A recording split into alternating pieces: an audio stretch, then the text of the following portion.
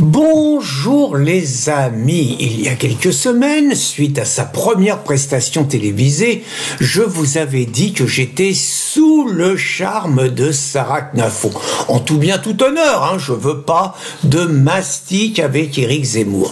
Et là, je vous dis que, après avoir regardé 2 vidéos de Marion sur les plateaux de télévision ces derniers jours, je vous dis très franchement que sur un plateau de télévision, Marion Maréchal est quelqu'un d'exceptionnel. Et là encore, je risque des mastiques, parce que je vise avec une dame qui, pour des raisons que je n'arrive toujours pas à approfondir, dit et écrit pique-pendre de Marion, voire aujourd'hui de Reconquête. Bon, c'est clair que si on divorce, j'envoie la note à Reconquête. Là, arrêtez de plaisanter.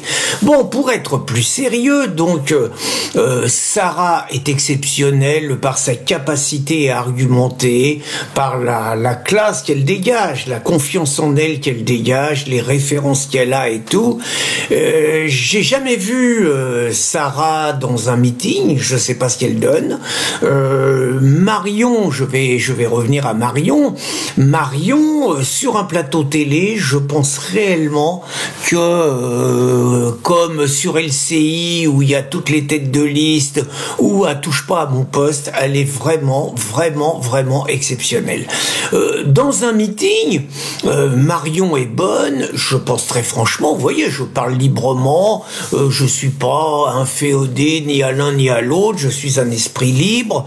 Donc, dans un meeting, Marion est bonne, mais elle est très loin d'Éric encore. Éric est un chef de meeting exceptionnel. Je sais pas comment il a réussi en quelques mois à devenir l'orateur qu'il est, mais enfin c'est un mec qui est capable de vous tirer les larmes dans un discours, quoi. Et, je veux dire, c'est incroyable.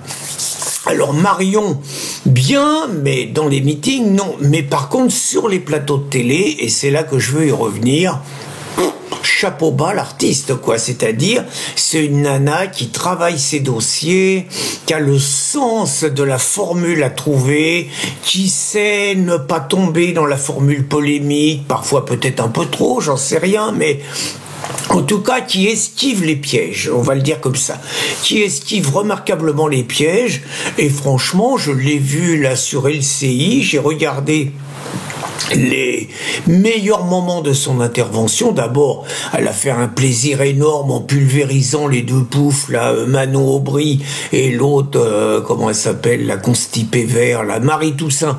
Bon, très franchement, chaque fois qu'elle a pris la parole, et souveraine, quoi, impériale, vraiment bien et tout. Et puis, bon, sur tous les sujets, je trouve, elle assume son combat contre l'assistanat, vraiment bien, des positions courageuses sur le droit de grève des syndicats dans la fonction publique, sur le financement des syndicats, alors sur l'Ukraine, on va dire qu'elle n'était pas bien partie, parce que grosse connerie, Marion, là, quand elle a raconté qu'elle souhaitait la victoire de l'Ukraine, bon, énorme connerie, mais vous voyez, je suis libre, mais elle se ressaisit, on va dire qu'elle corrige le tir, elle a une position aujourd'hui plus équilibrée, on va le dire comme ça, donc.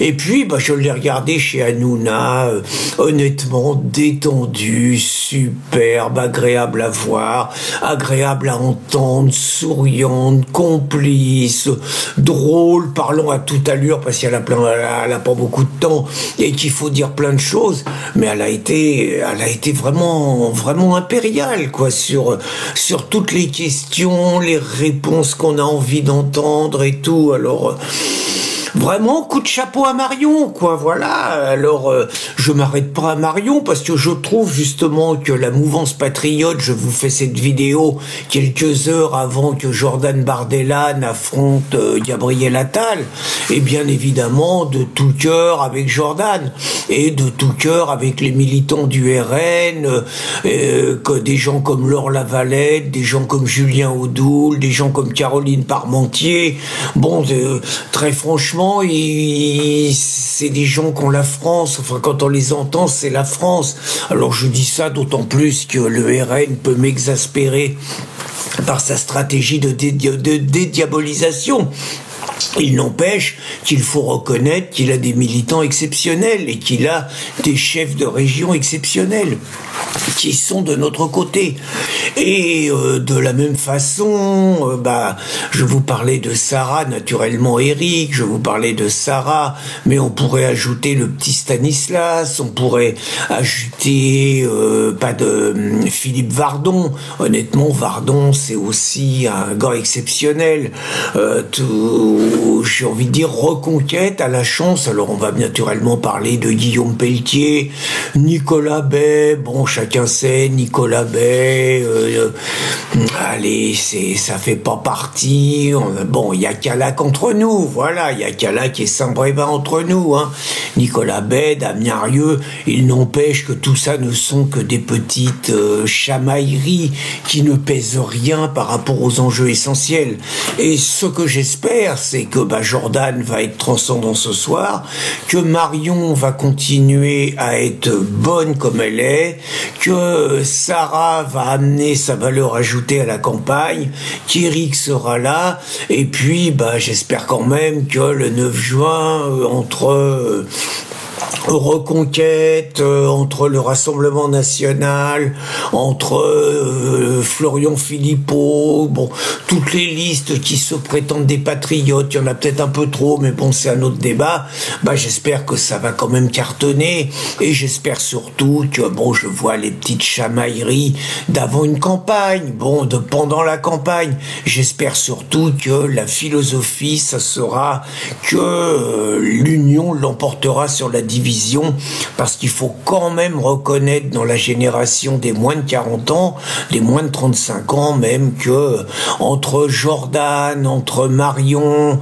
entre Sarah, entre Stanislas, on a quand même la chance d'avoir des chefs d'opinion, des leaders exceptionnels, et que ça serait un gâchis phénoménal que ces talents soient gâchés par des manœuvres d'appareil plutôt minables par rapport aux enjeux de la France. Voilà ce que j'avais envie de vous dire assez rapidement, et bonne journée les amis.